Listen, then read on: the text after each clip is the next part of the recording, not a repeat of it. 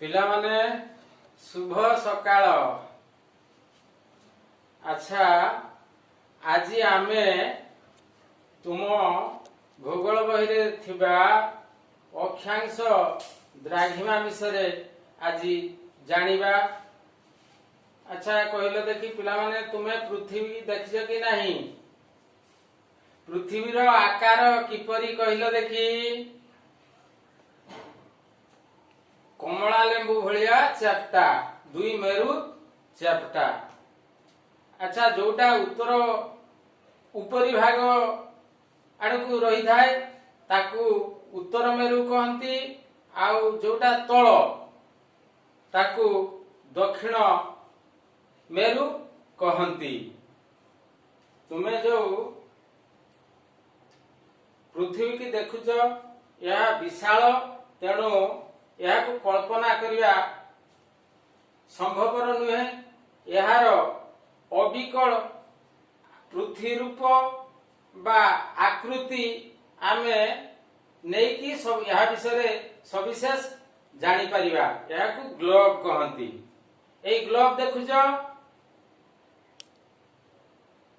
Globe भूपृष्ठ सहित समतल भावरे न रही 66.5 डिग्री कोण अंकन करी ढली रही थाए।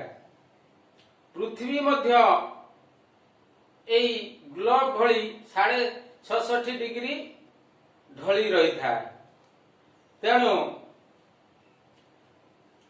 पृथ्वी रे इमिति किछि नाही जोटा आम ग्लोब रे देखुच। तुमे जो रेखाखंड परस्पर को समकोण रे छेद करूचंती, सेपरी पृथ्वी रे प्रकृत रे सिमति किछि नाही।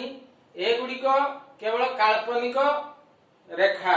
आमे समस्त विषय जानिबा पाई एई काल्पनिक रेखा टाणी थाउ।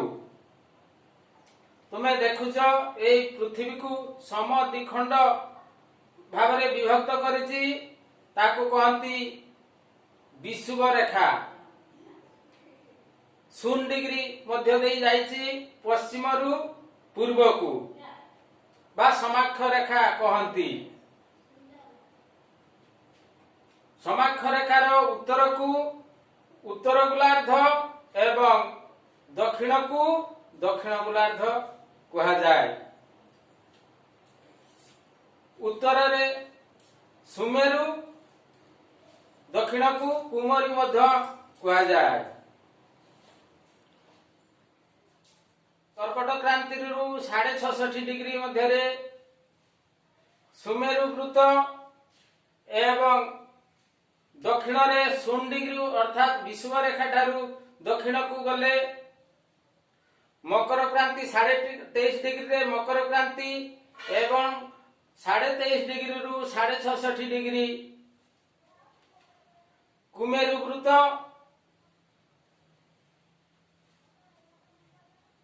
रेखा जाई अछि।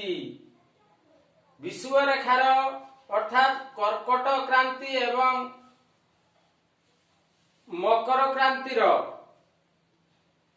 मझी अंश को ग्रीष्म मंडल बा अश्म मंडल कहा जाए।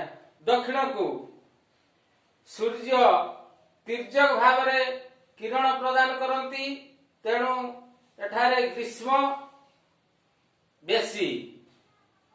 66.5 डिग्री मध्य उत्तर एवं दक्षिण ताकू कहती नातिशीतोष्ण मंडल उभय गोलार्ध रे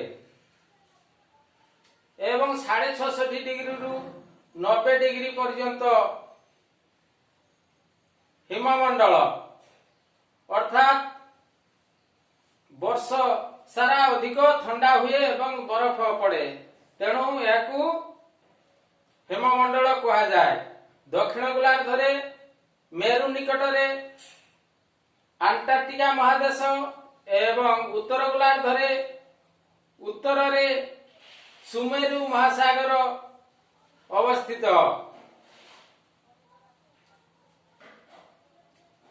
अक्षांश आउ द्राघिमा पूर्वरु पश्चिम को जो रेखाखंड टणा जाइथाय ताहाकू अक्षांश कहती एवं उत्तर रु दक्षिण को जो वृत्ताकार रेखा टणा जाइथाय ताकू द्राघिमा रेखा बा मध्यजन रेखा कहा जाए। पृथ्वी रे प्रत्येक रेखा 1 डिग्री व्यवधान रे टणा जाइथाय। अक्षांश रेखा 179 एवं मध्य दिन रेखा 360 टणा जाइथाय। अर्थात प्रत्येक 1 डिग्री व्यवधान रे गुटे गुटे रेखा टणा जाइथाय, किंतु वास्तव रे पृथ्वी रे एमिति कोनोसी रेखा टणा जाई नाही। एहाकू केवल कल्पना करा जाई ग्लोब रे टणा जाईछि। माने कहिलो समाक्ष रेखा और द्राघिमा रेखा कहिले कोन बुझुचो? हिममंडलर उत्ताप सबुठारु कम काहेकि?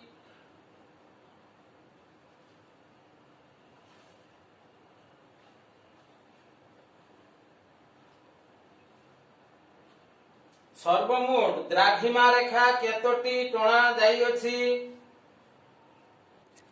धन्यवाद।